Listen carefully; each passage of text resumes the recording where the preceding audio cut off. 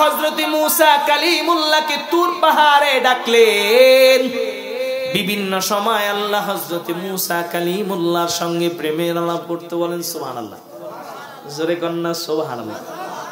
এই হযরত মূসা কালিমুল্লাহ আল্লাহ রাব্বুল আলামিনের জলিলুল কদর একজন পয়গম্বর, নবী মূসা আলাইহিস সালাতু ওয়াস সালামের জামানার ঘটনা।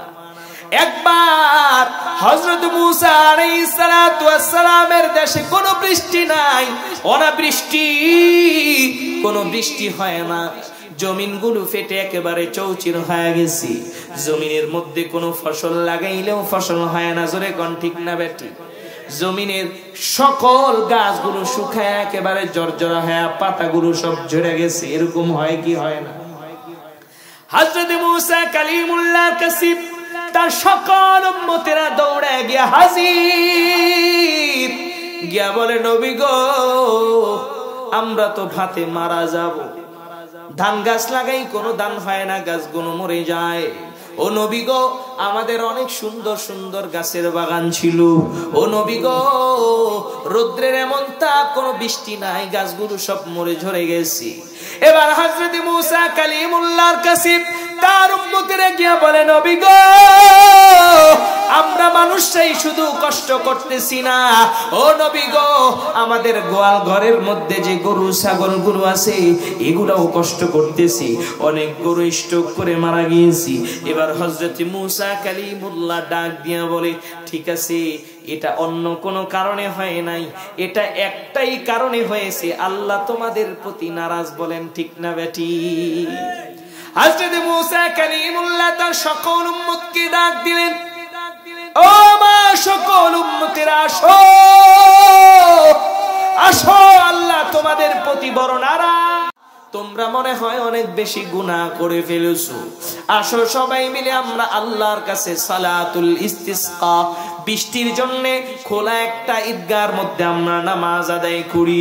নামাজ আদায়ের পর সবাই মিলে আল্লাহর কাছে তওবা করি আর হাত উঠে কান্না করি। ইনশাআল্লাহ আমার বিশ্বাস আল্লাহ তাআলা খুব দ্রুতই বৃষ্টি নাজিল করবেন। বলেন সুবহানাল্লাহ।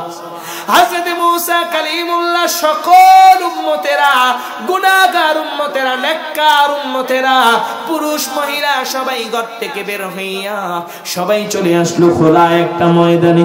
সবাই আইসা সালাতুল ইস্তিসকা, বৃষ্টির জন্য আল্লাহর কাছে 2 রাকাত নামাজ পড়া সবাই মিলে হযরত মূসা কালিমুল্লাহ মুনাজাতে হাত উঠালেন।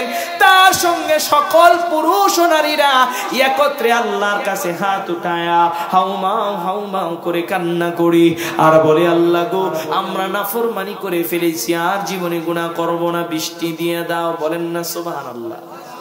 এবার আল্লাহ রাব্বুল আলামিন আসমান থেকে হযরত জিবরাইল আমিনকে নবী মূসা কালিমুল্লাহর কাছে পাঠায়া দিয়েছেন। সুবহানাল্লাহ, জোরে কন্না সুবহানাল্লাহ। হযরত মূসা কালিমুল্লাহর কাছে আসমান থেকে জিবরাইল আমিন আয়েশা বলে, ও আল্লাহর পয়গম্বর মূসা কালিমুল্লাহ, আল্লাহ পাক জীবনেও বৃষ্টি দিবেন না। মূসা কালিমুল্লাহ বলে, কেন দিবেন না? হযরতে জিবরাইল আমিন বলে, ও নবী গো, আপনার এই ময়দানের মধ্যে একজন গুনাহগার আছে। এই গুনাহগার এত বেশি পাপ করেছে, যেই পাপে আল্লাহ পাক এত বেশি অসন্তুষ্ট হয়েছে, যার কারণে আল্লাহ জমিনে বৃষ্টি দিতেছেন না। বলেন না নাউজুবিল্লাহ। তাহলে হযরতে জিবরাইল আমিনকে মূসা কালিমুল্লাহ প্রশ্ন করে, ও ফেরেশতাদের সর্দার, বলো এখন আমি কি করব? হযরত জিবরাইল আমিন ডাক দিয়া বলে, নবী গো, ওই গুনাহগারকে এই মজমা থেকে উঠায়া দেন, গুনাহগারকে এই মজলিস থেকে উঠায়া দেন, গুনাহগারকে এই ময়দান থেকে তাড়ায়া দেন, তাহলে আল্লাহ পাক বৃষ্টি নাজিল করবে। এবার হযরত মূসা কালিমুল্লাহ জোরে চিৎকার করে ঘোষণা দেয়, এই ময়দানের মধ্যে কে আছো? এত বেশি গুনাহ করছো করছো, তোমার গুনার কারণে আল্লাহ পাক আমাদের হাজার হাজার লক্ষ লক্ষ মানুষদেরকে, লক্ষ লক্ষ পশু পাখিদেরকে, গাছ গাছালিকে আল্লাহ পাক বৃষ্টি না দিয়া কষ্ট দিতেছেন। হযরত মূসা কালিমুল্লাহ জোরে তবক দিয়া বলে, ও নাফরমান, বের হয়ে যা, এই ময়দান থেকে তুই বের হয়ে যা। এ নাফরমান, তোর কারণে মানুষ বৃষ্টি থেকে বঞ্চিত হচ্ছে, তুই দ্রুত বের হয়ে যা। এবার ওই গুনাহগার তো মনে মনে জানে আমি গুনাহগার, ঠিক না বেটি? জোরে কোন ঠিক না বেটি? আরো জোরে আওয়াজ দিয়ে বলেন ঠিক না বেটি? ওই গুনাহগার এবার মনে মনে কান্দি আর বলে, ও আল্লাহ, এই জায়গার মধ্যে আমার জনগোষ্ঠীর সব লোকেরা আছে, আল্লাহ গো, আমার দেশের সব মানুষেরা আছে। এই মুহূর্তে যদি আমি এই ময়দান থেকে উঠে যাই, সবাই দেখবে আমি গুনাহগার, কেউ আর আমাকে বাঁচতে দিবে না, সবাই আমাকে জুলুম করে হত্যা করে ফেলবে। জোরে কোন ঠিক না বেটি? এবার ওই গুনাহগার এমন কান্না দিল রে, আল্লাহর কাছে তওবা করে আর বলে, আস্তাগফিরুল্লাহ, ও আল্লাহ গো, আমি বুঝতে পারি না আমি এত গুনাহ করে ফেলেছি। আল্লাহ গো, আমি গুনাহগার স্বীকার করলাম। আল্লাহ, এত লক্ষ লক্ষ মানুষের সামনে তুমি আমাকে অপমান অপদস্থ কইরো না। ও আল্লাহ, শুনেছি তুমি রহমান,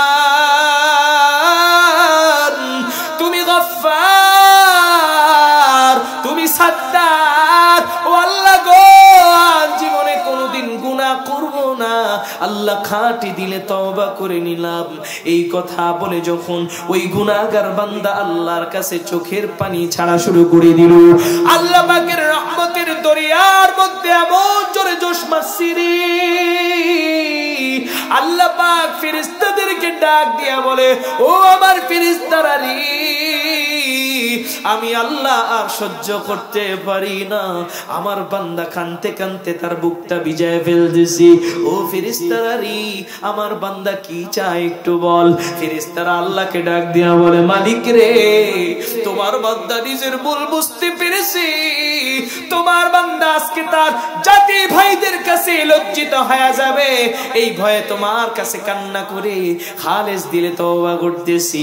আল্লাহ পাক ফেরেশতাদেরকে ডাক দিয়া বলে, আমার বান্দা কি আমার কাছে ছোট হয়েছে নাকি?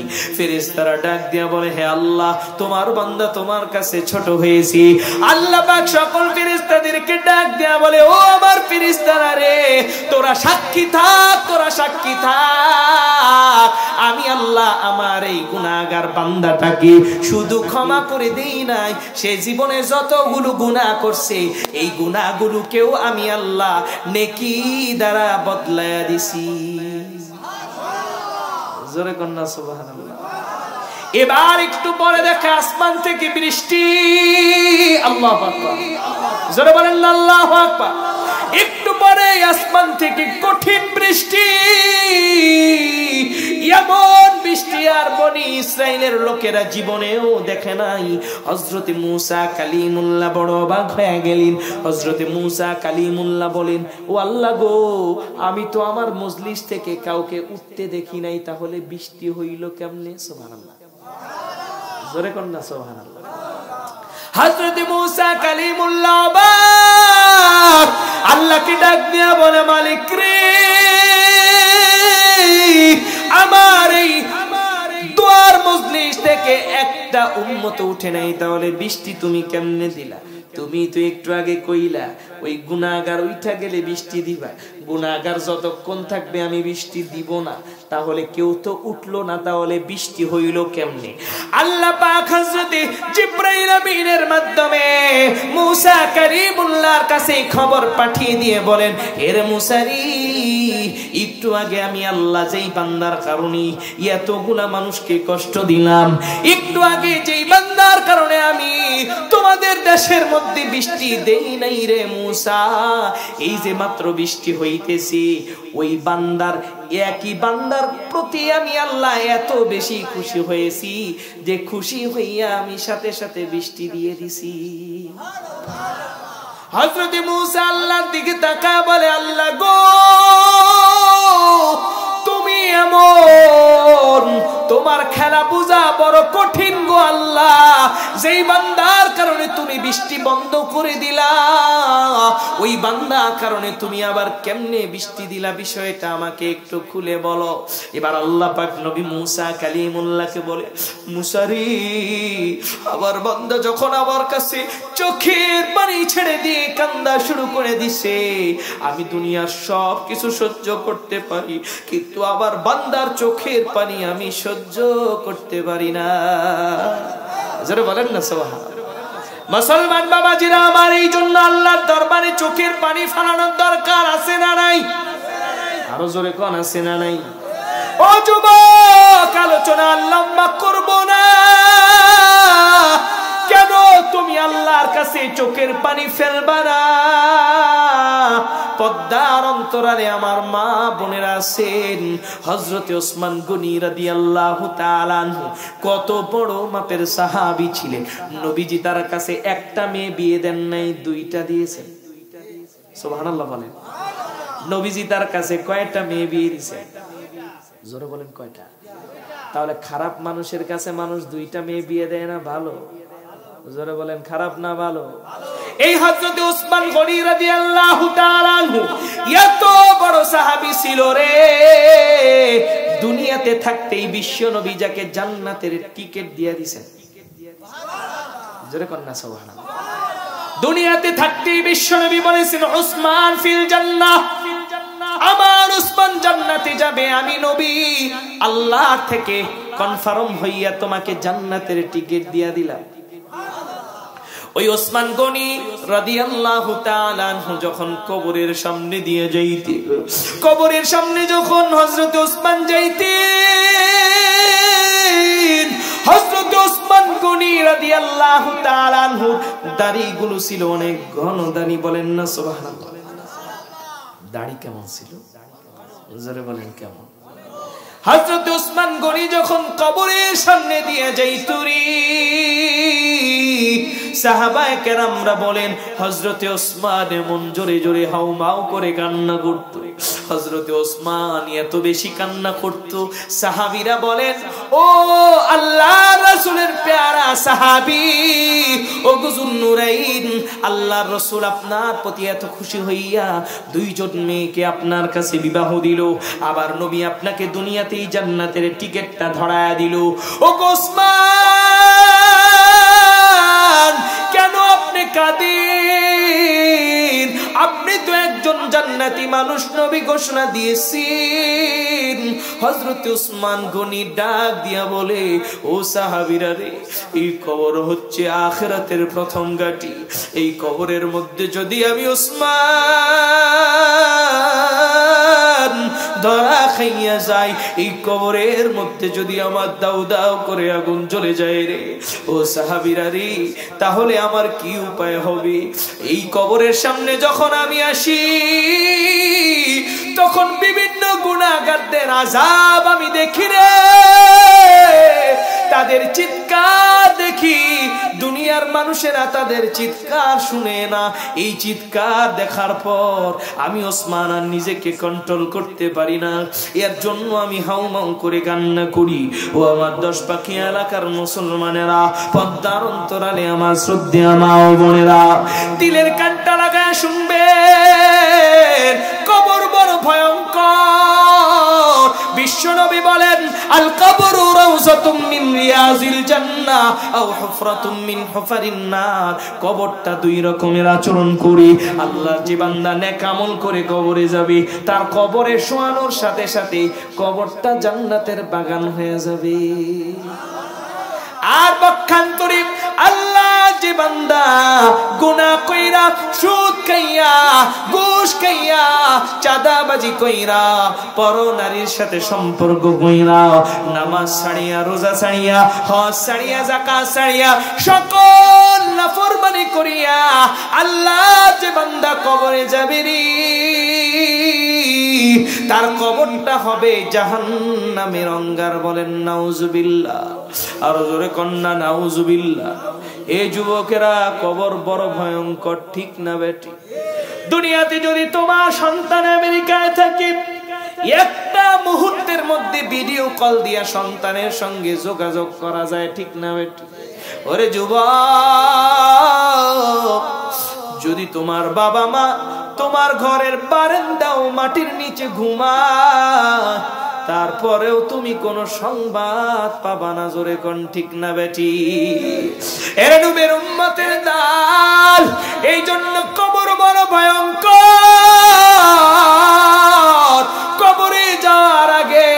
কবরে যাওয়ার আগে কবরের প্রস্তুতি নিয়ে যাইতে হবে। কবরের মধ্যে, গুনাহগারের কবরের মধ্যে আল্লাহ এত বিষাক্ত সাপ দিবেন রে, ওই বিষাক্ত সাপ যদি তার একটা নিঃশ্বাস যদি এই দুনিয়ার জমিনে ফালাইতো, তামাম দুনিয়ায় আর কোনো ফসল হইতো না। বলেন নাউজুবিল্লাহ। এর যুবক ভাই, কবরের মধ্যে দুইজন ফেরেশতা আল্লাহ দিবেন। গুনাহগারের কবরে আল্লাহ দুইজন ফেরেশতা দিবেন। ওই দুইজন ফেরেশতা চোখেও দেখবে না, কানেও শুনবে না, তারা হবে অন্ধ, তারা হবে বধির। তারা গুনাহগারকে এমন জোরে পিটাইবে, আল্লাহু আকবার, এমন জোরে পিটাবে, একটা বাড়ি দিবে, মাটির 70 হাত নিচে চলে যাবে। বলেন নাউজুবিল্লাহ। গুনাহগার কানবে আর বলবে, রে ফেরেশতারা রে, তোদের কি দয়া হয় না?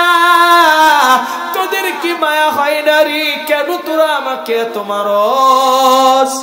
ফেরেশতারা তো কোনো কিছু শুনবে না, কারণ তারা হচ্ছে বধির। জোরে কোন ঠিক কিনা? কারণ আল্লাহ কেন তাদেরকে বধির বানাইছেন, কেন তাদেরকে অন্ধ বানাইছেন? কারণ তারা যদি গুনাহগারের আত্মচিৎকার দেখে রে, তাদের মনের মধ্যে মায়া চলে আসবে।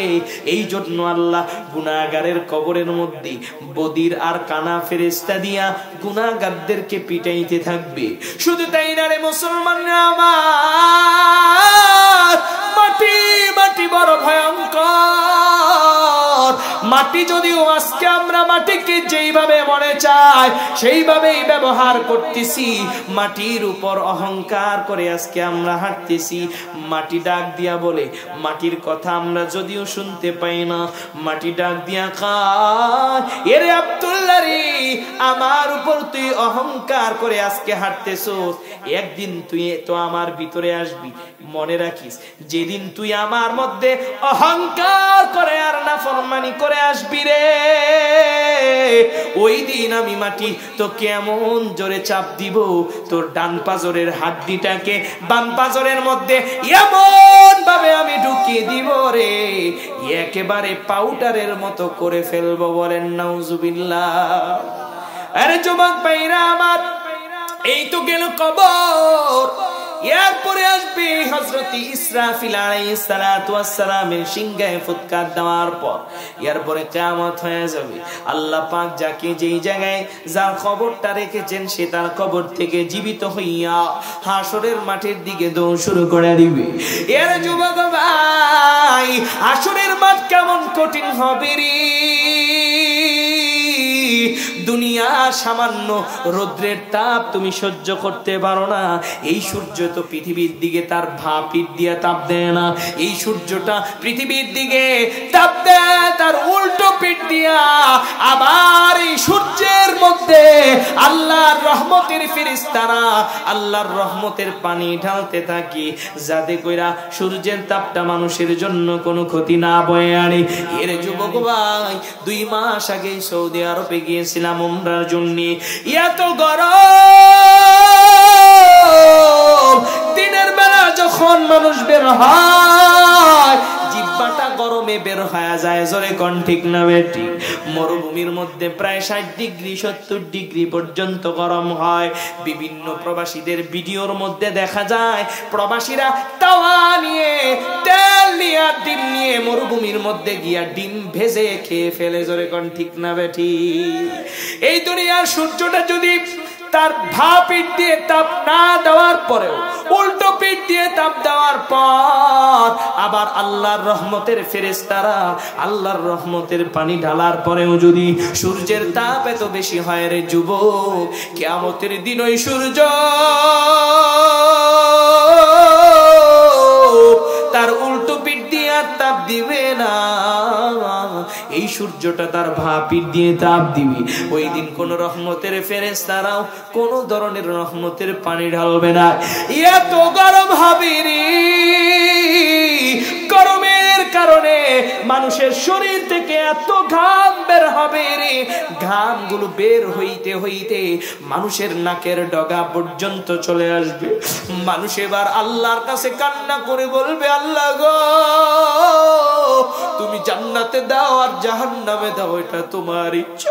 আল্লাহ কিয়ামতের দিন আর দাঁড়ায় থাকতে পারি না, আর গরম সহ্য হয় না রে মালিক।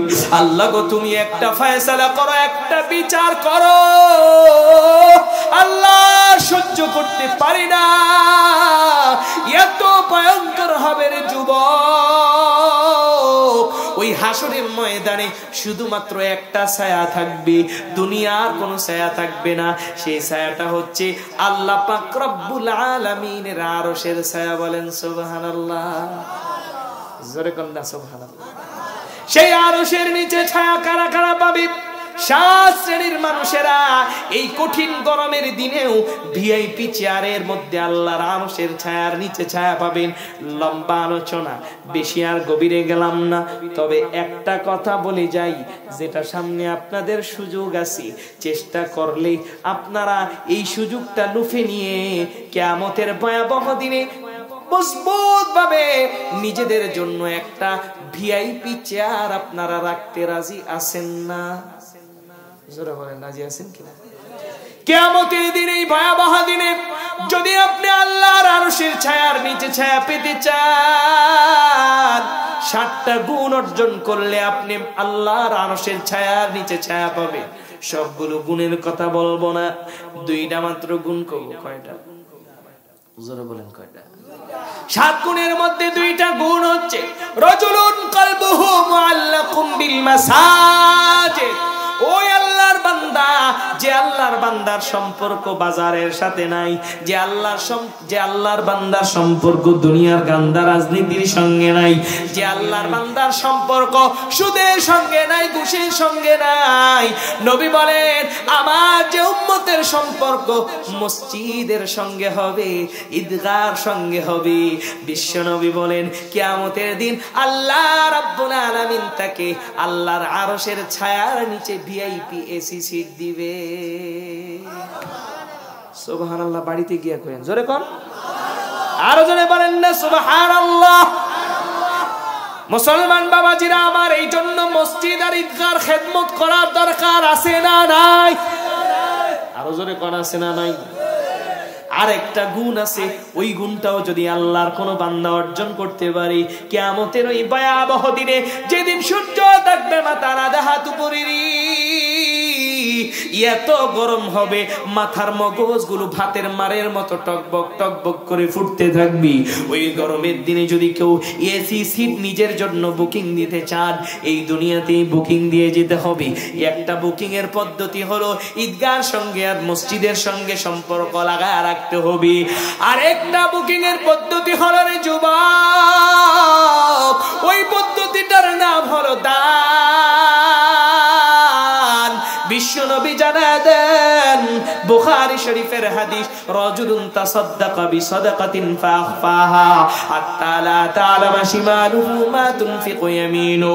বিশ্ব নবী জানায় দেন, আমার যে উম্মত গোপনে গোপনে দান করবে রে, আজকে তো সবাই দান করে, আয়েশা কানে কানে কয়, হুজুর আমার নামটা কোয়েন, ঠিক না বেটি? আছে না নাই? মসজিদে গিয়ে 10,000 টাকা দান করে কয়, হুজুর আমার নামটা একটু ভালো করে কোয়েন। আছে না নাই? জোরে বলেন, আছে না নাই? মাহফিলে 20,000 টাকা দান করে কয়, হুজুর নামটা বড় করে কই দিব। আছে না নাই? জোরে বলেন, আছে না নাই? বিশ্ব নবী ডাক দেয়া বলেন, আমার যে উম্মত ঈদগার মধ্যে দান করবে রে, মসজিদের মধ্যে দান করবে রে, মাদ্রাসার মধ্যে দান করবে রে, ওয়াজ মাহফিলের মধ্যে দান করবি। আজকের এই মাহফিলের মধ্যে এখনো সুযোগ আছে, নাম ঘোষণা করা যাবে না। বিশ্বনবী বলেন, আমার যে উম্মত এত গোপনে দান করে রে, সেই যে ডান হাত দিয়া টাকাটা দিল, এত গোপনীয় ভাবে দান করেছে যে তার বাম হাতও জানে না। সুবহানাল্লাহ। একটা ঘটনা শুনে আমার জীবন থেকে, আজ থেকে 8 বছর আগে ঢাকার একটা অভিজাত মসজিদ, বনশ্রী কেন্দ্রীয় মসজিদে আমি অনেকদিন তারাবির নামাজ পড়িয়েছি। ওই মসজিদটা আপনাদের ঈদগার চাইতেও আরো বড়, প্রায় 15,000 স্কয়ার ফিটের বড় মসজিদ। এই একতলার মধ্যে প্রায় 5-7 হাজার মানুষ নামাজের মতো জায়গা আছে। ওই মসজিদের মধ্যে মার্বেল পাথর লাগবে রে, টাইসের চাইতেও আরো 20 গুণ দাম হচ্ছে মার্বেল পাথরের, ঠিক না বেঠিক? টাইসের স্কয়ার ফিট হলো 200, মার্বেলের স্কয়ার ফিট হলো 500। যারা বলেন ঠিক না বেঠিক? এর যুবক, ওই সময় মসজিদের খতিব সাহেব ঘোষণা করলো, আমাদের মসজিদের মধ্যে প্রায় 2 কোটি টাকার মার্বেলের টাইলস লাগবে, কে দিবে? সবাই 1 লাখ লেখায়, 2 লাখ লেখায়, 3 লাখ লেখায়, অথচ মার্বেল লাগবে লাখের না কোটি? যারা কোন লাখ না কোটি? একদিন আমরা মসজিদের ইমাম সাহেবের রুমের মধ্যে ইফতারি করতেছি, ওই সময় একজন লোক আসলো, বেশি একটা ভাবসাব তার মধ্যে নাই, একটা সুন্দর টুপি লাগাইছে, একটা পাঞ্জাবি আর একটা পায়জামা পরে আসছে। আইসা বলে, হুজুর আমি আপনার লগে ইফতারি করব। কি করবো আপনার লগে? আমরা তো আর বুঝি নাই, আমরা বলছি ঠিক আছে। বলো, হুজুর আমি এই মসজিদের মুসল্লি, আপনাদের সঙ্গে ইফতারি করব। আমরা বলছি ঠিক আছে, আপনি আমাদের সঙ্গে ইফতারি করেন, কোনো সমস্যা। কয় হুজুর আজকে আমি নিজে ইফতারিটা করাম। ঠিক আছে, অনেক মুসল্লি রাইতে করে, ঠিক আছে আপনি আজকে ইফতারির ব্যবস্থা করেন, আমরা খুশি মনে আপনার দাওয়াত গ্রহণ করলাম। এবার ইফতারির সময় যখন দোয়া ধরবো, ইফতারির আগে দোয়া কবুল হয় কি হয় না? জোরে কোন হয় কি হয় না? এবার ওই আল্লাহর বান্দা ডাক দিয়া বলে, আমি ছিলাম আর খতিব সাহেব আর ইমাম সাহেব, এই 3 জন ছিলাম, কেউ ছিল না। ওই আল্লাহর বান্দা এবার ছলছলন 2টা চোখের পানি ছেড়ে দিয়া কেঁদে কেঁদে বলে, হুজুর আমার মা নাই, আমার বাবা নাই, 2 জনই অন্ধকার কবরে চলে গেছে। হুজুর আমি এক সময় অনেক গরিব ছিলাম, বাবা মা নিজে না খাইয়া আমারে খাওয়াইয়া পড়ালেখা করাইছে। হুজুর আজকে আমি অনেক টাকার মালিক। হুজুর গো, বুখারী শরীফের হাদিস পড়েছি, যেই ব্যক্তি গোপনে দান করবে আল্লাহ তার দানটা 100% কবুল করবে। এবার খতিব সাহেব আর আমরা মনে মনে মনে করছি হয়তো 1-1.5 লাখ টাকা দিবি। এবার এই আল্লাহর বান্দা ডাক দিয়ে কয়, হুজুর জুমার সময় শুনেছিলাম মসজিদে নাকি মার্বেল টাইলস লাগবে। হুজুর বলে, হ্যাঁ মসজিদে মার্বেল টাইলস লাগবে, তো আপনি কত স্কয়ার ফিট দিবেন? ওই আল্লাহর বান্দা ডাক দিয়া বলে, হুজুর মসজিদে মার্বেল লাগবে কত টাকা? হুজুরে কয় প্রায় 2 থেকে 2.5 কোটি টাকা। আল্লাহর বান্দা বলে, হুজুর একটা শর্তে আমি পুরা মসজিদের সব মার্বেল দিয়া দিব, আপনারা এই 3 জন মানুষ ছাড়া এই পুরা এলাকার কোনো মানুষ জানবে না কে মার্বেল দিছে। জোরে কন্যা সুবহানাল্লাহ। এর যুবক, এমন জোরে আমরা কান্না করে তার বাবা আমার জন্য দোয়া করলাম। 1-2 লাখ টাকা আনার যুবক, 1-2 কোটি টাকা না, প্রায় 2.5 কোটি টাকার মতো আল্লাহর ঘরে দান করে দিয়ে আবার শর্ত লাগায় দেয় যাতে করে কেউ না জানে। জোরে বলেন না সুবহানাল্লাহ। এই জন্য আজকে 10 পাখি এলাকার মুসলমানদের জন্য একটা সুযোগ এসেছে। এলাকাবাসী মিলে প্রায় অর্ধেকের মতো সাফ করে ফেলেছেন। এলাকার মানুষেরা সবাই মিলে ঈদের দিন আনন্দ ভাগাভাগি করবে। এক সময় আপনি দুনিয়াতে থাকবেন না, আপনি দুনিয়া থেকে বিদায় হয়ে চলে যাবেন, কিন্তু এই ঈদগাহ ময়দান শত শত বছর টিকে থাকবে। ঠিক না? জোরে কোন ঠিক কিনা? আপনি যদি এই ঈদগাহ সভাপতি সেক্রেটারির কাছে এসে গোপনে 10,000 20,000 টাকা দান করে একটু যদি মনে মনে একটা নিয়ত করেন, কি নিয়ত করবেন? একটা হাদিস আমি পড়েছি, পৃথিবীতে অনেক রোগ আছে না নাই? জোরে কোন আছে না নেই? ক্যান্সার মনে হয় নাই, করোনা মনে হয় নাই, ডেঙ্গু মনে হয় নাই, ডায়াবেটিস মনে হয় নাই। এর যুবক, দুনিয়ার মধ্যে কত বিপদ আপদ আছে রে, কোন বিপদ কেউ দূর করার ক্ষমতা কেউ রাখে না। আপনার কপালে আগামীকাল কি বিপদ আছে আপনি জানেন না।